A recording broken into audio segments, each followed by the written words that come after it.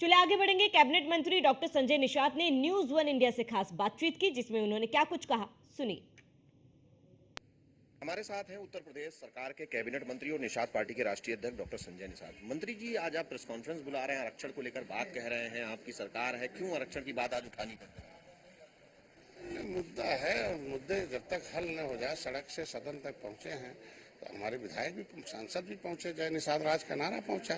तो जय निषाद राज का नारा तो हमारे उस निषादों ने दिया जिन्होंने देश को आजाद कराया, निषाद राज के उसके लिए पर संकल्प किया। तो जय निषाद राज का नारा तो कई सांसद लगाए, तो सभी सांसदों से अपील करूंगा। और जो संविधान तभी बना जब देश को आजाद हुआ।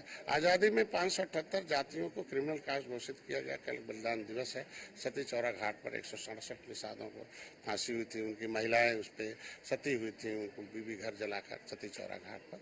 तो उस प्रेरणा उससे इंस्पायर्ड होते हैं कि हम उनको लड़ाई लड़ते हैं। तो ऐसे संविधान में लिखा हुआ लेदरमैन, वाशरमैन, फिशरमैन, तो संविधान का अगर संविधान को आप चाहते हैं कि लागू हो तो उसमें तो लेदरमैन, वाशरमैन को तो दिया, फिशरमैन को भी फिशर।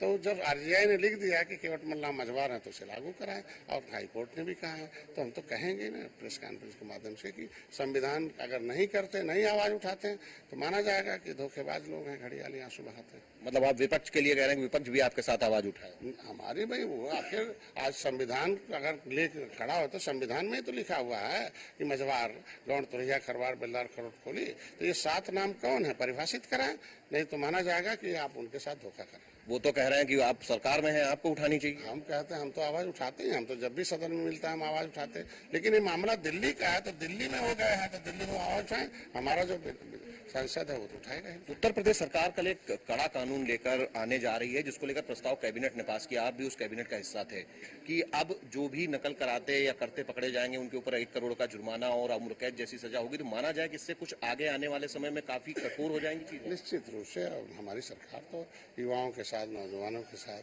मेधावी छात्रों के साथ खड़ी है, किसानों के साथ खड़ी है। और कानून की मांग थी, इसलिए हमारी सरकार कानून बनाई।